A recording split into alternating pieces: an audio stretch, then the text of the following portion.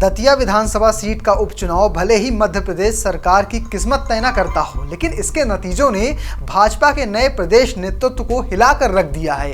कांग्रेस ने लगातार दूसरी बार इस सीट पर भाजपा को शिकस्त दी है, और वो भी तब जब कांग्रेस इस सीट पर अंदरूनी कलह से जूझ रही थी। तो आखिर कौन से कारण रहे जिनकी वजह से भाजपा जैसी मजबूत मानी जाने वाली पार्टी दतिया में हार गई? आइए पूरी कहानी सिलसिलेवार तरीके से समझाते हैं। नमस्कार, मेरा नाम शुभम गर्ग है और आप देख रहे हैं जनसत्ता। पहले बात कर लेते हैं नतीजों की। कांग्रेस उम्मीदवार घनश्याम सिंह ने भाजपा के आशुतोष तिवारी को 6016 वोटों से अंतर से हराया है। घनश्याम को 66,757 वोट मिले, जबकि आशुतोष तिवारी को 60,741 वोट मिले। ये जीत इसलिए भी खास मानी जा रही है क्योंकि कांग्रेस को चुनाव से ठीक पहले अपने ही एक बड़े नेता के विद्रोह का सामना करना पड़ा था। अब बात करते हैं बवाल की। इस चुनाव की सबसे बड़ी कहानी वो शख्स है जिसने चुनाव लड़ा ही नहीं। पूर्व गृह मंत्री और 6 बार के विधायक नरोत्तम मिश्रा को इस बार भाजपा टिकट नहीं दिया। नरोत्तम मिश्रा महीनों से टिकट पाने की कोशिश कर रहे थे और उन्हें उम्मीद थी कि पार्टी उन्हें एक मौका और देगी, लेकिन आखिरी वक्त पर भाजपा ने पहली बार चुनाव लड़ रहे आशुतोष तिवारी को टिकट थमा दिया। इस फैसले के बाद पार्टी के भीतर भारी नाराजगी देखने को मिली।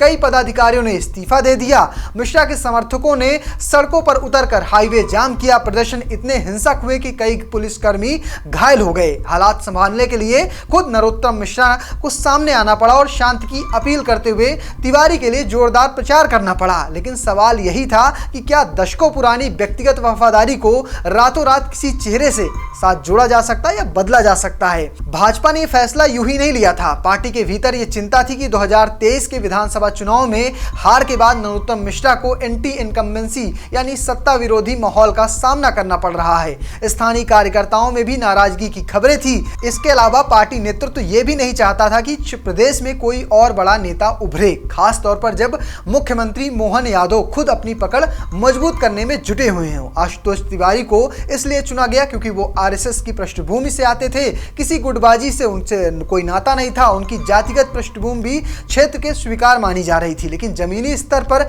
हजारों कार्यकर्ता जो सालों से नरोत्तम मिश्रा के इर्द गिर्द राजनीति करते आए थे, उन्हें अचानक एक नए अनजान चेहरे के लिए मेहनत करने को कहा गया। पार्टी के ही नेताओं ने बाद में माना कि ये बदलाव उम्मीद से कहीं ज्यादा मुश्किल साबित हुआ।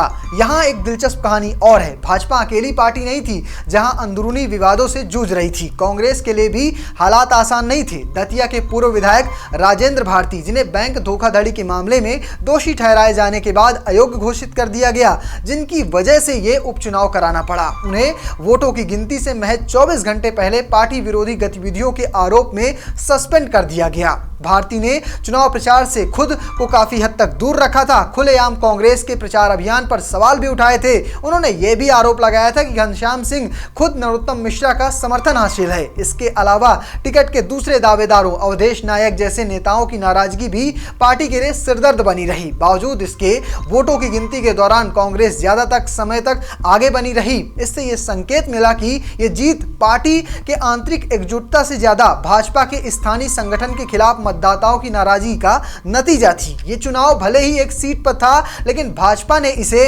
अपनी संगठनात्मक ताकत का परीक्षा बना दिया था। खुद मुख्यमंत्री मोहन यादव ने जोर शोर से प्रचार किया। भाजपा के नए प्रदेश अध्यक्ष हेमंत खंडेलवाल के लिए भी ये उनकी पहली बड़ी परीक्षा थी। डिप्टी सीएम जगदीश देवड़ा समेत पार्टी के तमाम वरिष्ठ नेताओं और मंत्रियों, विधायकों पूरे चुनाव क्षेत्र पर तैनात किए गए थे। दूसरी ओर कांग्रेस ने इसे पूरी तरह स्थानीय मुद्दों पर आधारित चुनाव बनाया। प्रचार अभियान स्थानीय मुद्दों पर रखा। बेमौसम बारिश से परेशान किसान, खाद की किल्लत, युवाओं की बेरोजगारी जैसे मुद्दे कांग्रेस के प्रचार केंद्र में रहे। कांग्रेस नेताओं ने माना कि उन्होंने जानबूझकर स्थानीय मुद्दों पर फोकस रखा ताकि भाजपा संगठन के भीतर मौजूद असंतोष का फायदा उठाया जा सके। भाजपा ने भी अपनी तरफ से जवाब देने के लिए कोई कसर नहीं छोड़ी। पार्टी ने पीएम किसान सम्मान निधि जैसी योजनाओं का जिक्र किया। डबल इंजन सरकार के तहत विकास कार्यों का वादा किया। दतिया उपचुनाव के नतीजों में एक दिलचस्प पहलू मतदान के आंकड़ों में छिपा है। कुल मतदान यहाँ लगभग 71.44% रहा है, लेकिन शहरी और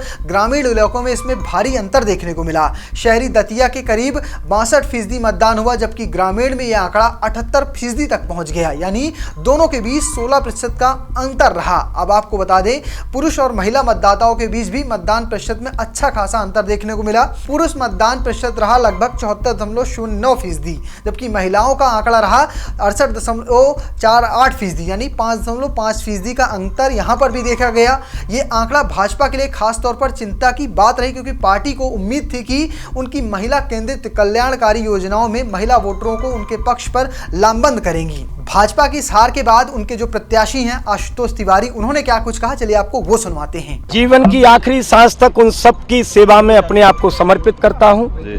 आप प्रत्यक्ष देखना, उन सब के लिए ही जीऊंगा।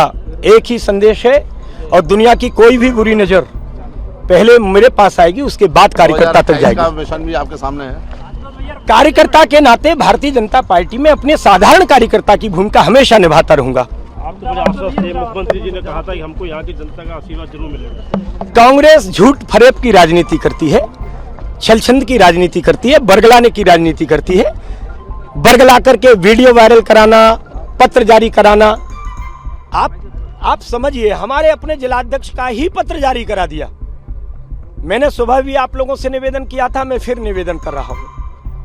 मीडिया ये लोकतांत्रिक व्यवस्था में बड़ा महत्वपूर्ण पक्ष है। चौथा स्तंभ इसीलिए कहा गया है।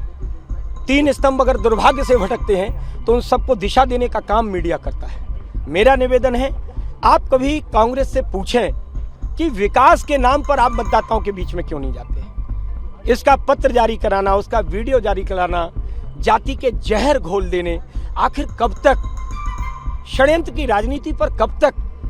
और मुझे लगता है पर कुछ लोग टिमटिमाते रहते हैं, लेकिन 80% हिस्से से कांग्रेस गायब होने के पीछे मूल कारण ही ये है, कांग्रेस षड्यंत्र की राजनीति करती है और जागरूक मतदाता लगातार कांग्रेस को नकारता जा रहा है। मुद्दों पर चुनाव नहीं हुआ, आपको लगता है मुद्दों पर नहीं हुआ? घनश्याम सिंह के सपोर्ट कर रहे हैं पूर्व मंत्री।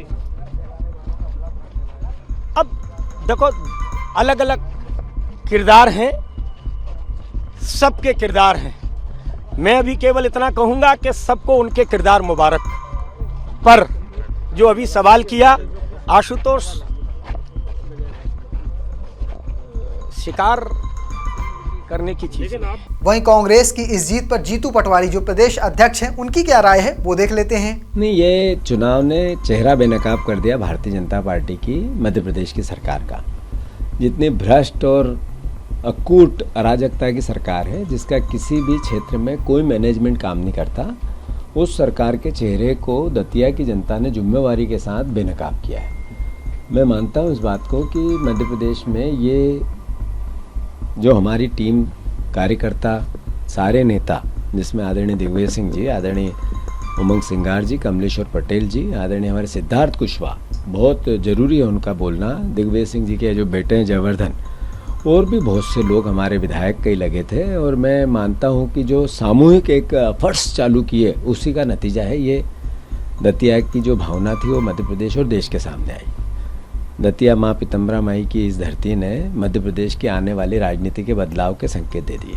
सुबह जो कार्रवाई हुई आपके एक्स-एमएलए पर, उससे क्या पार्टी में ये बहुत ज़रूरी हो गया है कि कितना भी बड़ा नेता हो, अगर पार्टी के किसी भी इस तरह, जब पार्टी की अस्मिता का सवाल हो, मध्य प्रदेश की जनता की लड़ाई लड़ने का पार्टी को अवसर मिला हो और उसमें हम किसी भी प्रकार का कोई भी न्यूसेंस पैदा करें, तो पार्टी बर्दाश्त नहीं करेगी। पार्टी एक नए तरह की, नई सोच की और नए विचार के साथ काम करना चाहती है। नरोत्तम मिश्रा के ना लड़ने से आप लोगों को फायदा हुआ? नहीं, वो भी लड़ते तो हारते, और इससे ज़्यादा बुरे हारते। दतिया उपचुनाव के नतीजे बताते हैं कि सिर्फ एक सीट पर की हार जीत नहीं है, बल्कि भाजपा के प्रदेश संगठन के लिए एक बड़ी चेतावनी है। नरोत्तम मिश्रा जैसे कद्दावर नेता को टिकट न देने का फैसला भले ही रणनीतिक तौर पर लिया गया हो, लेकिन जमीन पर इसका असर पार्टी के लिए भारी पड़ा है। वहीं कांग्रेस ने अंदरूनी कलह के बावजूद स्थानीय मुद्दों पर फोकस रखा और भाजपा के भीतर की नाराजगी को भुनाकर जीत अपने नाम कर ली है। फिलहाल आप कैसे देखते हैं भाजपा की इस हार को और कांग्रेस की जीत को? कमेंट बॉक्स में लिखना और पेज को फॉलो करना, चैनल को सब्सक्राइब करना बिल्कुल भूलना। धन्यवाद।